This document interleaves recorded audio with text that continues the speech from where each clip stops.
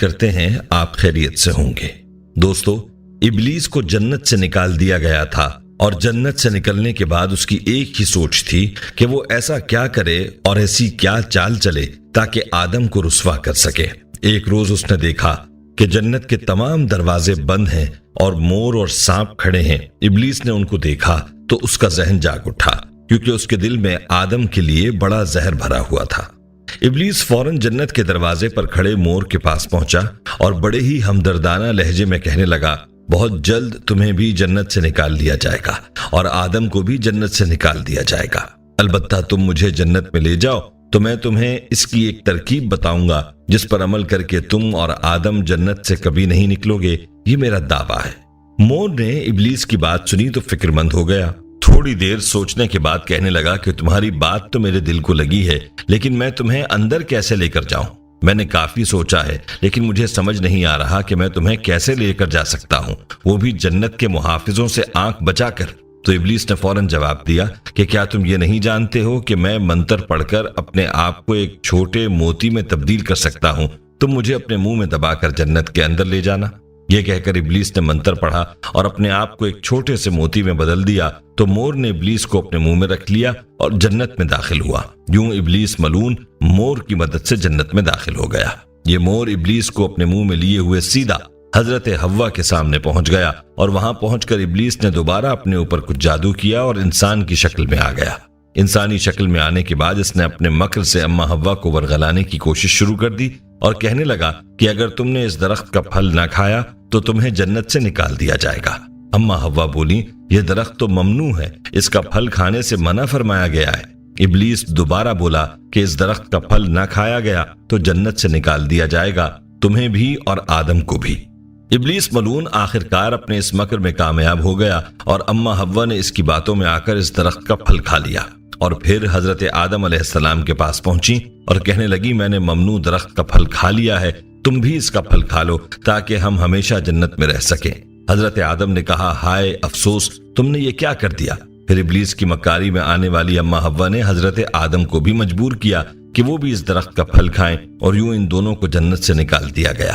مور جو کہ اپنے منہ میں ابلیس ملعون کو لے کر جنت میں داخل ہوا تھا، وہ یہ سب دیکھ رہا تھا اور یوں مور اور اس کا ساتھ دینے والے سانپ کو بھی جنت سے بے دخل کر دیا گیا۔ یوں حضرت آدم، اما حوا، مور اور سانپ آسمانوں کی جنت سے اتر کر زمین پر آ گئے۔ دوستو، اب سوال یہ ہے کہ زمین پر حضرت آدم اور حوا کے آنے سے پہلے کیا تھا؟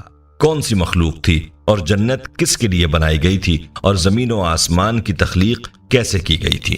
اس حوالے سے ہم آپ کو تفصیل بتائیں گے، لیکن دوستو اس سے پہلے کہ آپ کو ان تفصیلات سے آگاہ کیا جائے، آپ سے گزارش ہے کہ اپنے چینل اسلام ایڈوائزر کو سبسکرائب کر لیں اور ساتھ ہی لگے گھنٹی کے بٹن کو بھی کلک کریں تاکہ آنے والی ویڈیوز بھی آپ کو نوٹیفیکیشن کے ذریعے ملتی رہیں۔ اور ہماری تمام بہنوں اور بھائیوں سے گزارش ہے کہ درود پاک کی برکت سے ہونے والی دعا میں شامل ہونے کے لیے اپنا نام کامنٹ سیکشن میں ضرور لکھیں اور ہماری درود پاک کی محفل کا حصہ بنیں۔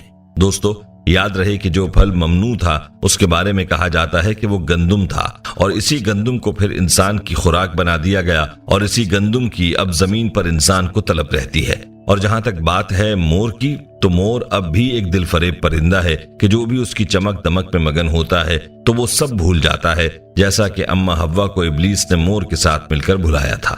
یاد رہے کہ آدم، حوا اور مور اور سانپ کو ایک ساتھ زمین پر اتارا گیا تھا اور اس وقت یہ زمین بچھی ہوئی تھی۔ لیکن سوال یہ ہے کہ زمین پر پہلے کیا تھا؟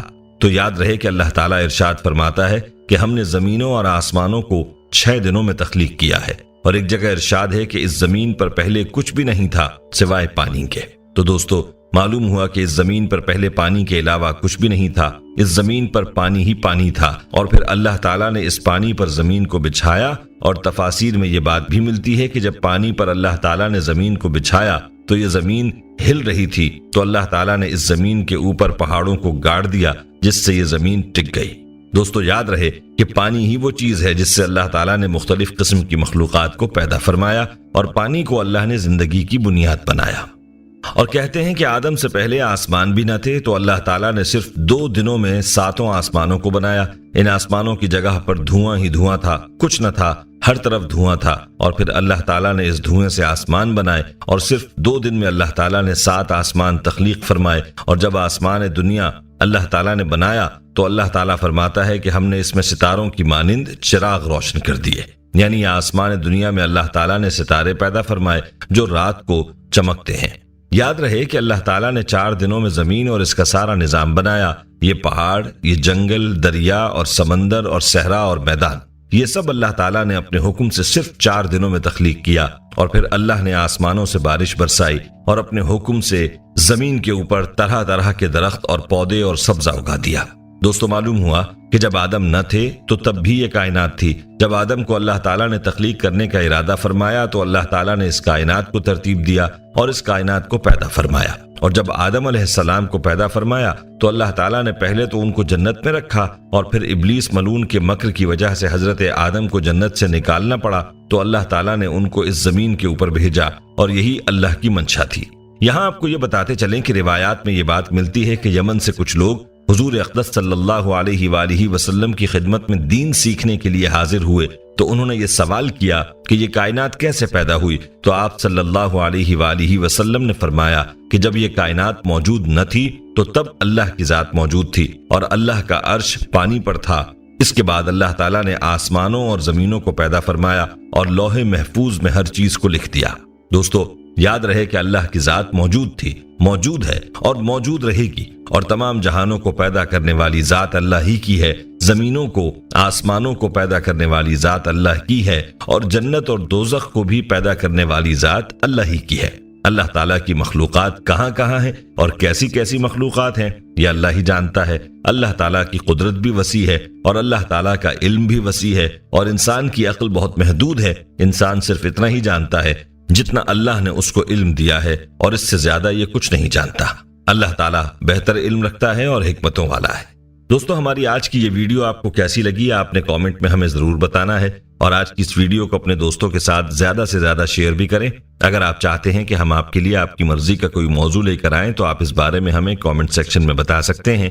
ہم یہ امید کرتے ہیں کہ آپ کو ہماری آج کی یہ ویڈیو ضرور پسند آئی ہوگی۔ اگر آپ کو ہماری آج کی یہ ویڈیو پسند آئی ہے تو سب سے پہلے تو اس کو لائک کریں اور اپنی رائے کا اظہار کامنٹ سیکشن میں کریں، اور آپ سے ایک بار پھر درخواست ہے کہ آپ ہمارے چینل اسلام ایڈوائزر کو سبسکرائب کر لیں اور ساتھ ہی لگے گھنٹی کے بٹن کو بھی کلک کریں تاکہ آپ کے پاس ہماری آنے والی مزید ویڈیوز کا نوٹیفیکیشن ملتا رہے۔ اللہ تعالیٰ آپ کو اپنے حفظ و امان میں رکھے، آمین۔ السلام علیکم ورحمۃ اللہ